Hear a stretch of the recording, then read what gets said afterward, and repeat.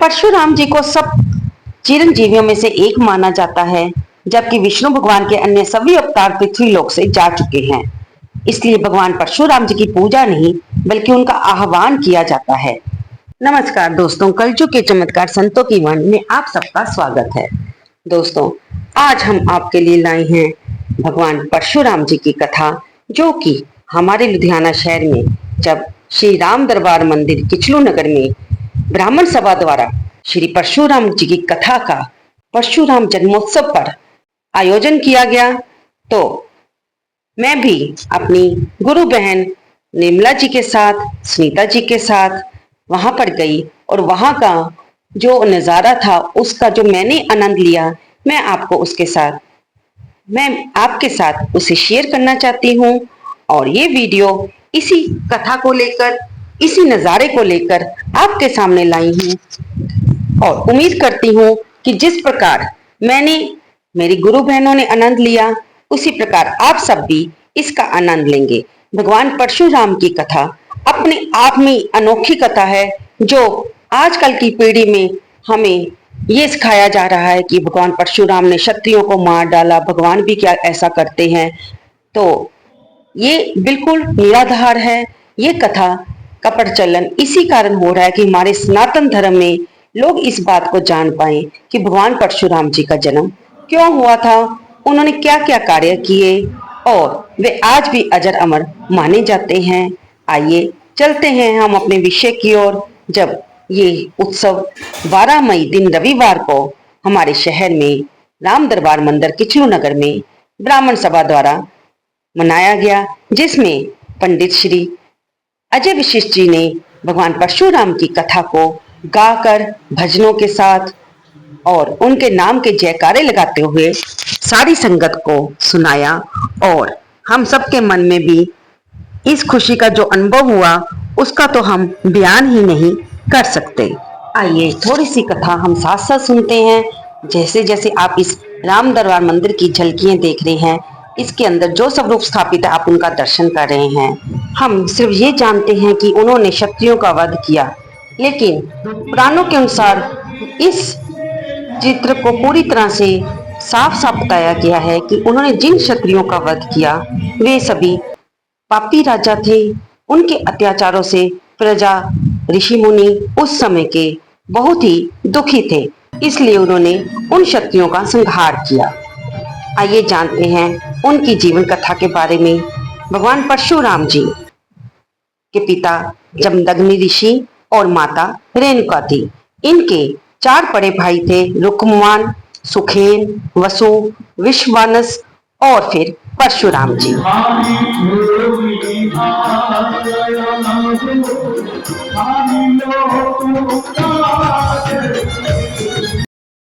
एक बार मां रेणुका के किसी कार्य से जमदग्नि ऋषि नाराज हो गए और उन्होंने अपने सभी पुत्रों को क्रोधित होकर अपनी मां का वध कर देने की आज्ञा दी। लेकिन रुक्मवान, सुखेन, वसु और विश्ववानस ने माता के मोहवश अपने पिता की आज्ञा नहीं मानी, किंतु परशुराम जी ने अपने पिता की आज्ञा मानते हुए अपनी माता का सिर काटकर वध कर दिया। अपनी आज्ञा की अवहेलना से क्रोधित होकर जमदग्नि ऋषि ने अपने चारों पुत्रों को जड़ हो जाने का शाप दिया, लेकिन परशुराम जी से प्रसन्न होकर उन्हें वर मांगने को कहा।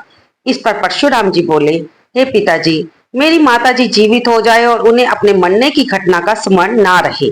परशुराम जी ने यह वर भी मांगा कि मेरे अन्य भाई भी पुनः चेतन हो जाएं और मैं युद्ध में किसी से परास्त ना हो और मैं दीर्घ जीवी रहूं। जब नग्नि ऋषि ने परशुराम जी को उनके मांगे हुए सारे वर दे दिए। विश्व विख्यात पंडित विजय शर्मा जी, कथावाचक सनातन धर्म गुरु पंडित अजय वशिष्ठ जी और कथावाचक विशाल शास्त्री जी अपने सारे ही वचन कथा समूह निहाल कर रहे हैं, क्योंकि संगत को बहुत ही आनंद आ रहा है। मैं ज़्यादा समय नहीं लूंगा। साढ़े बीच doctor AR Sharma ji, Raisina group of companies पूरी के ओनर डायरेक्टर, साढ़े श्री ब्राह्मण महासभा के निवेदन के आए ने असी श्री ब्राह्मण महासभा वालों का कोटि कोटि अभिनंदन करते हैं। शर्मा जी साढ़े ब्राह्मण समाज के बहुत मूल्य रतन ने। की माया की मेरी बहुत ही अच्छे प्रवचनों के नाल पंडित दीप सिंह ने सुन के ज्ञान किया बड़े सारे योद्धावां को समाज के इतिहास को वर्णन नहीं किया गया। मैं पंडित दीप सिंह और उन्होंने नाम दी ओम नारायण परशुराम जी नमो नमः। ओम नारायण परशुराम जी नमो नमः। ओम नारायण परशुराम जी नमो नमः। ओम नारायण परशुराम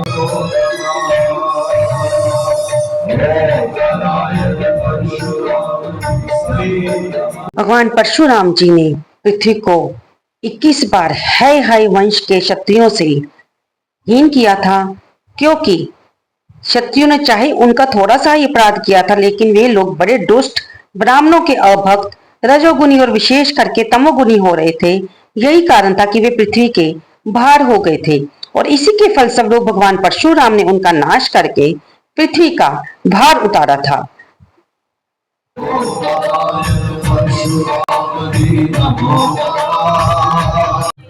ये युवा अवस्था तक देख रहे हैं कि भगवान की लीला समाप्त नहीं हुई। 8 वर्ष के बाद तो भगवान ने बांसुरी छोड़कर युद्ध की तैयारियां शुरू कर दी।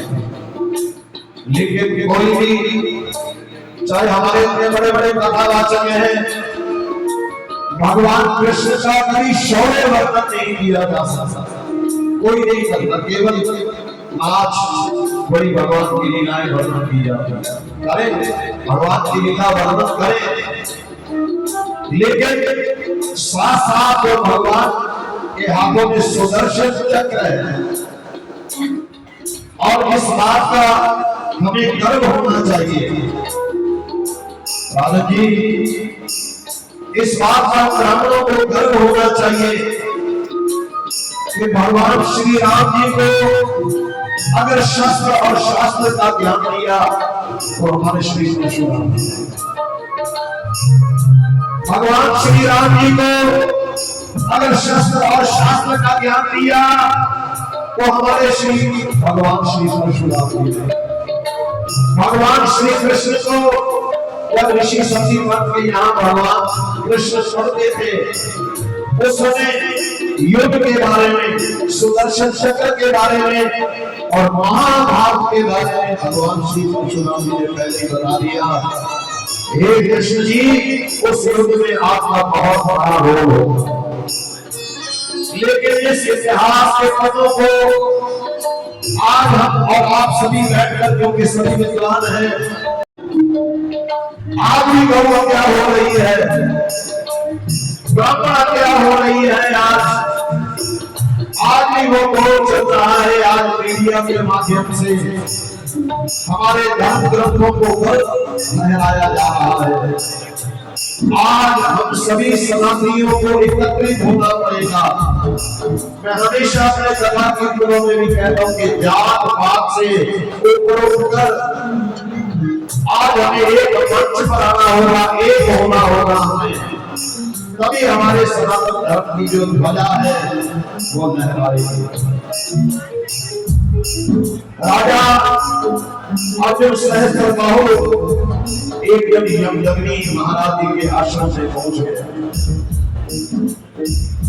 अब हमारे ग्रंथों में, शास्त्रों में अतिथि देवो भव, कोई आ जाए, हमारे ग्रंथों में केवल यही बताया गया कि अगर आपके घर में अगर कोई दुश्मन भी आ जाता है आप उसका भी सम्मान करें, क्योंकि हमारे ही धर्म स्थल है जहां पर एक ही नारा बोलता है, राजा की सर्वे भवन्तु सुखिनः। धर्म की जय हो, अधर्म का विनाश हो, प्राणियों में सद्भावना हो और विश्व का कल्याण हो। ये हमारे मंदिरों में सम्मान करे, लेकिन हमारे वेद शास्त्रों में मनोभाव, मनोभाव यानी इंसान बनो, मनुष्य, इंसान बनो, मनुष्य बनो। यज्ञ महाराज जी ने अपने आए हुए अतिथि राजा अर्जुन सहस्त्रबाहु, जिसके हजारों हाथ है, अपनी सेना के साथ आए। भगवान श्री परशुराम जी ने केवल उन्हीं पापियों का वध किया जो पापी लोग पापाचार कर रहे थे। राजा दशरथ भी तो क्षत्रिय थे, राजा जनक भी तो क्षत्रिय थे। और कभी आपने सुना कि भगवान श्री परशुराम जी के बीच में या राजा दशरथ के बीच में कोई युद्ध हुआ, या किसी राजा जनक जी के साथ युद्ध हुआ, या अन्य किसी क्षत्रियों के साथ युद्ध हुआ? अर्जुन सहस्त्रबाहु के साथ ही क्यों युद्ध हुआ? क्योंकि वो जबरदस्ती यज्ञ के आश्रम को ऐसे नैस करते हुए, उनको अपमानित करते हुए कामधेनु गौ को ले गए।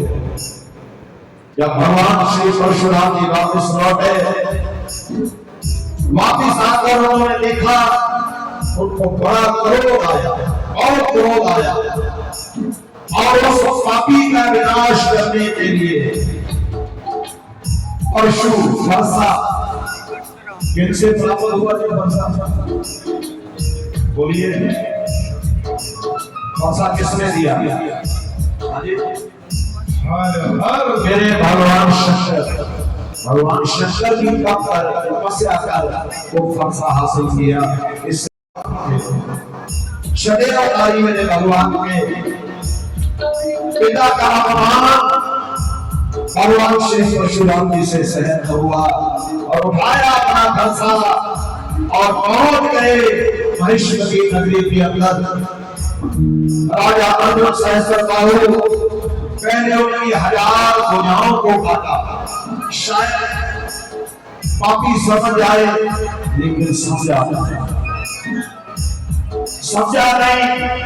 अपने भरसे से उस पापी का सर धड़ से अलग कर स्वयं लौट कर वापिस आ गए। फिर अपने आश्रम को उन्होंने सुंदर आश्रम बनाया, और वहीं पर गिरी पर्वत पर भगवान श्री परशुराम जी तपस्या करने के लिए चले। आओ दोनों भुजाओं को उठाते हुए ओम नारायण परशुराम जी नमो नमः, ओम नारायण परशुराम जी नमो नमः। गिरी पर्वत पर भगवान श्री परशुराम जी तपस्या के लिए चले गए। इस दौरान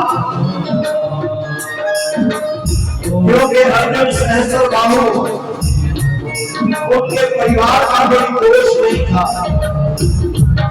कोई दोष नहीं था, दोष तो केवल अर्जुन सहस्त्रबाहु का था। जो महिष्मती नगरी का राजा है उनके उत्पन्न हुआ। भगवान ने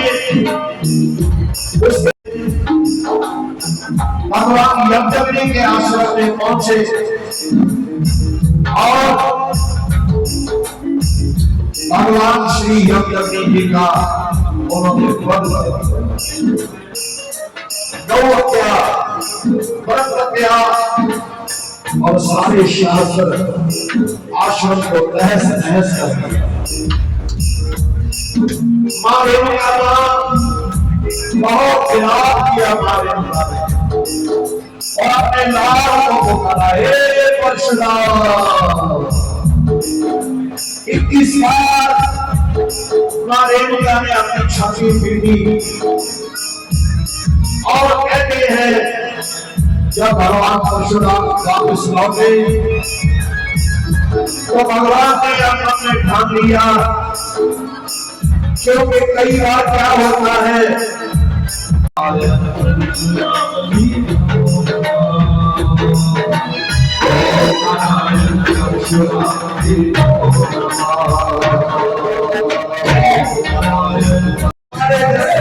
हमारे शास्त्रों में कहीं कोई भेदभाव नहीं रखा गया। ये भेदभाव उन लोगों ने बनाया, उन अंग्रेजों ने बनाया, जिनको सनातन संस्था सनातन धर्म को कैसे बोला जाए, ये लोगों ने भेदभाव बनाया है। हमारा बिहार एक हमारे हमारा आओ सभी लोग हाथ उठाते हुए मेरे परशुराम असानियों कहते बाबा सानू कोई लोड़ नहीं कोई कहना नहीं बाबा तेरे घर छोड़ नहीं जो अपने भगता की जोड़ियां पर दे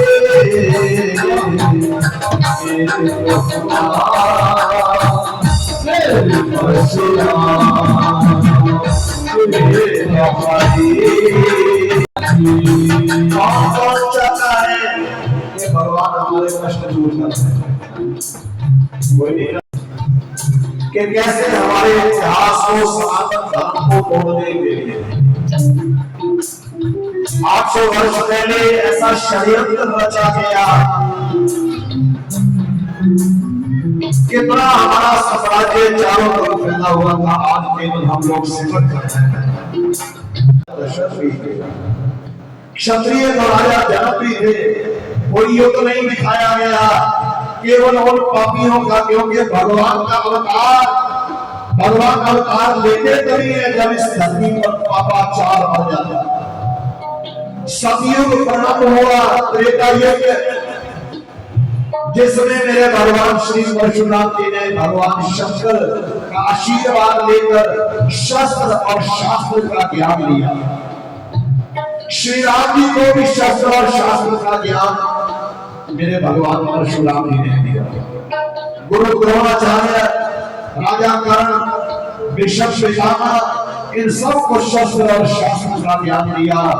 भगवान कृष्ण से भी युद्ध की विधि भगवान श्री परशुराम जी ने ही सिखाया। जान कर इतिहास के पन्नों को आप अपना इतिहास पढ़े तो सही, शास्त्र खोले तो सही। आप इतिहास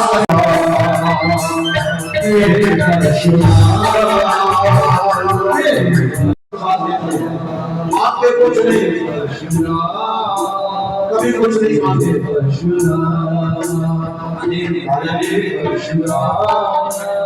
कभी इस हमारे भारत देश में आए, कैसे अखंड भारत को तोड़ने के लिए सनातनियों को कैसे धीरे धीरे धीरे धीरे अलग किया। आज भी वही परंपरा चल रही है, हम लोग समझ नहीं पा रहे हैं। जब तक हम एकजुट नहीं होंगे समृद्ध भारत कभी नहीं बन सकता। समझने की जरूरत, क्योंकि कारण चित्रौनी के पूजे जाते हैं जिनके चरित्र अच्छे होते हैं। आज मेरे भगवान श्री परशुराम जी ने अपनी माता की पुकार सुनी, हे परशुराम,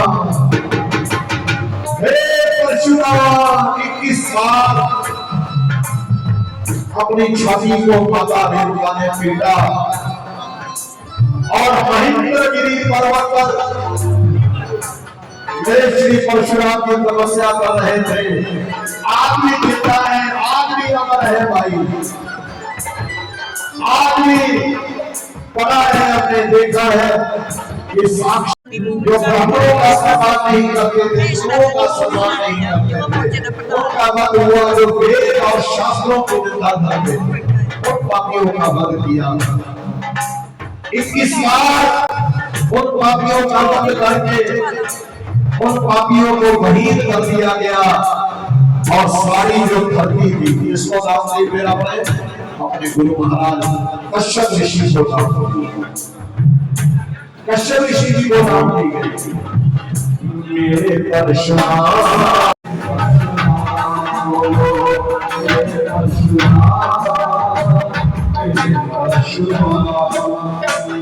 जय वीर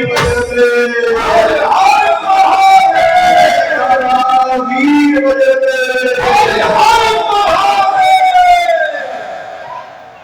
बहुत ही सत्कारयोग श्री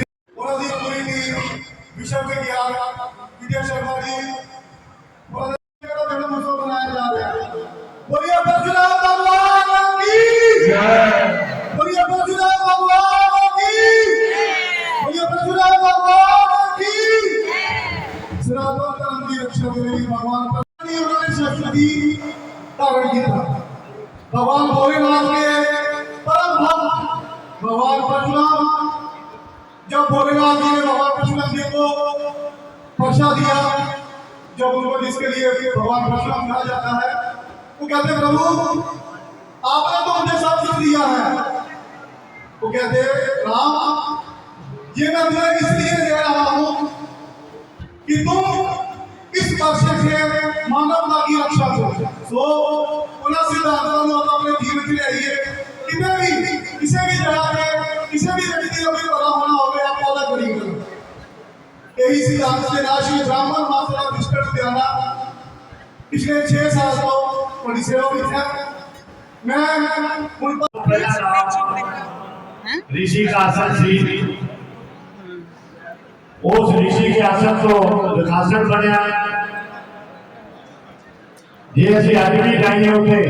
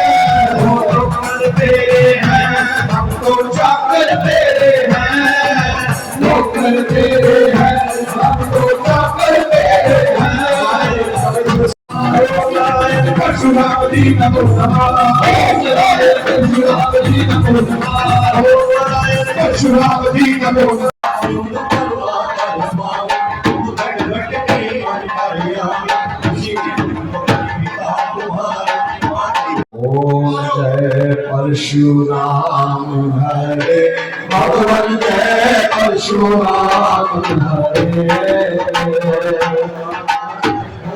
प्रभु जग सन्मान करे भगवान जय परशुराम हरे। भगवान परशुराम जी को माता पिता के द्वारा राम नाम दिया गया था, परंतु भगवान शिव ने इन्हें परशु नाम का जब अस्त्र दिया तो इनका नाम परशुराम प्रचलित हुआ। इनके गुरु स्वयं भगवान शिव हैं और वहीं पर विश्वामित्र और ऋचिक को भी इनका गुरु माना गया है। भीष्म, द्रोणाचार्य और कर्ण परशुराम जी के शिष्य थे। परशुराम जी ने भगवान राम को सारंग नाम का धनुष दिया था और भगवान कृष्ण को सुदर्शन चक्र। धर्म की स्थापना के लिए इन्होंने भगवान राम और कृष्ण की सहायता की थी। एक बार परशुराम जी जब भगवान शिव के दर्शनों के लिए जा रहे थे तो गणेश जी ने इन्हें रोक दिया। क्रोध में आकर परशुराम जी ने अपने परशु से गणेश जी पर वार किया। वार के आघात से गणेश जी का एक दांत टूट गया और तभी से गणेश जी एक दंत कहलाए। इस सुअवसर पर हमारे वेद मंदिर परिवार के श्री बिट्टू प्रभाकर जी, श्री हर्ष भैया जी, श्री मनोज तिवारी जी, श्री विष्णु स्वरूप अंकल जी, श्री नरेश शर्मा जी, श्री चेतन शर्मा जी, श्री निर्मला शर्मा बहन जी, सुनीता बहन जी और हनुमान मंदिर के चटकारा पंडित जी विद्यमान रहे और उनके अलावा इस लुधियाना शहर के जितने भी ब्राह्मण थे वे सभी यहाँ पर आए और उन्होंने आचार्य अजय विशिष्ट जी द्वारा गाय की इस परशुराम कथा का श्रवण किया और आनंद माना। ये भगवान विष्णु के उग्र अवतार माने जाते हैं जिनकी पूजा करने से आपको अत्यधिक ऊर्जा प्राप्त होती है। एक सामान्य प्राणी अधिक ऊर्जा को नियंत्रित नहीं कर सकता, इसलिए इनकी आराधना ज्यादा लोगों के द्वारा नहीं की जाती। हालांकि योग साधन से सिद्ध व्यक्ति आज भी परशुराम जी का आह्वान करते हैं इनकी स्तुति और आह्वान करने से व्यक्ति के पराक्रम और साहस में वृद्धि होती है और भगत को पारलौकिक ज्ञान प्राप्त होता है। साहसिक कार्य करने वाले लोगों के लिए परशुराम जी की आराधना करना अत्यंत शुभ फलदायी साबित हो सकता है।